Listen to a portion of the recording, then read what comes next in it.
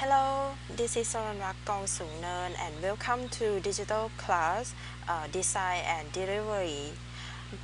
Today I would like to introduce the distinction between asynchronous and synchronous e-learning. Before we go to the distinction, I would like to tell you a little bit about the meaning of e-learning. According to Cheng, he defined e-learning is learning and teaching online through network technology. This is one most powerful response to be growing need of education. It's also helpful to improve skill and engage learner to become lifelong learner too. The two basic types of e-learning are commonly compared is asynchronous learning and synchronous learning. Asynchronous learning commonly facilitated by multimedia such as email, discussion board. This type of learning is flexible learning because it doesn't require teacher or learners online to the class at the same time or in the same place. This is the major advantage of asynchronous learning. On the other hand, synchronous learning is commonly supported by multimedia such as video clip or video conference and chat. This type support learner in development of learning community and more participant rather than isolate. If we put that information in the table and compare both types of e-learning and focus only material and learner characteristic, we can put in this table. You can see the material that require for asynchronous learning. We require discussion board and email or maybe blog to discussion about the topic. While synchronous learning require video conference, face-to-face meeting, and video chat. And SMS with learner characteristic. Asynchronous learner is the isolate people, and we can call asynchronous nature. They require the flexible online class, while synchronous learner is the participant learner or social nature. They require non-flexible online class. Okay, from this explanation, it must be clear if I put that in the picture and clarify by typical of class. From the left hand side, you can see synchronized learning. Start with the class is face-to-face class, live online, and coaching. On the right hand side is asynchronous learning class. Start with performance support, web-based learning, and multimedia. In this picture, also provide the material that required for both type of e-learning too.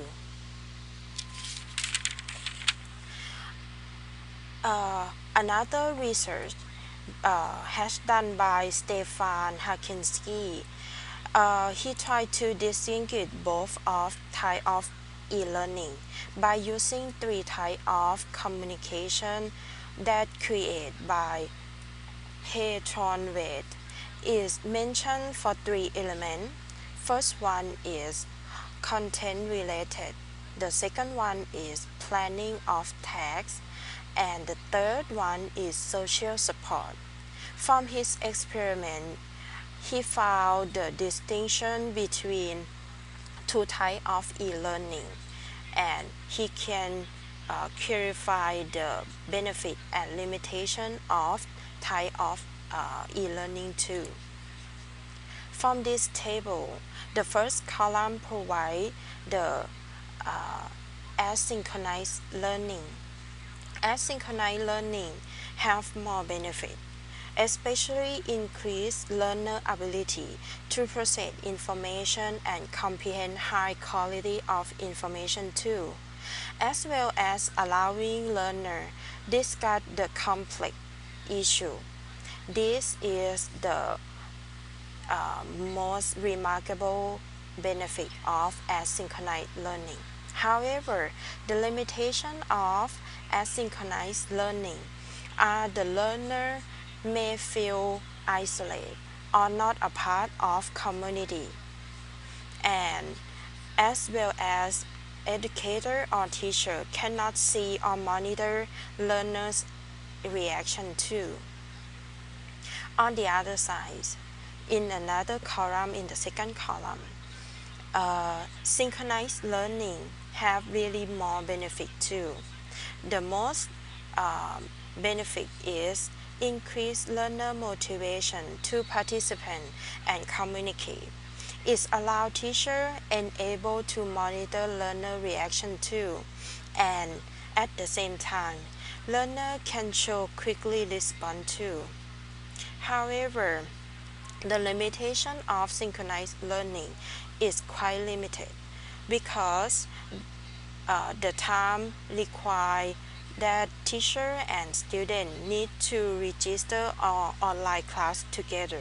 That's why it's the most weakness of synchronized learning. As well as learner cannot discuss the complex issue because they don't have any more information. So far, asynchronous learning is really helpful for increase the ability to process information and comprehend information of the learner themselves. And synchronized learning is helpful for increased participant in the classroom and motivation of learner. Finally, the both type of e-learning will enable more effective for online class depend on type of learners, material and technology that are available to access, and the content of online class. Okay, if you want to find more information, I would recommend you go to the website and find the information for magazine Educast Quarterly, and this article I get from the Stefan Hakinski in 2008, but it's still really famous to go over and find more information. And do you have any question? Yeah, I do. Can we go back to slide 6? Yes, ma'am. Mhm. Yes, I'm in slide 6. Okay. Under collaboration and community, I'm curious what a couple of those are. I am. Yes, right now I guess we are in collaboration community and we use multimedia. It's quite almost between, it's kind of like an overlap between asynchronous learning and synchronized learning. But Oh, right okay. now we kind of like use multimedia, so that's why maybe move aside of asynchronous learning. Okay. And then below that is VOLP. VOLP, voice is kind of like a voice that we can talk. It's kind of like a voice trait that we use for discussion class. And then can you tell me what is a podocyte? A podocyte, which one? At the top, right above VOL and IM, there's a top permanent podocyte underneath long grouping chat. A podocyte is kind of like you chat immediately together.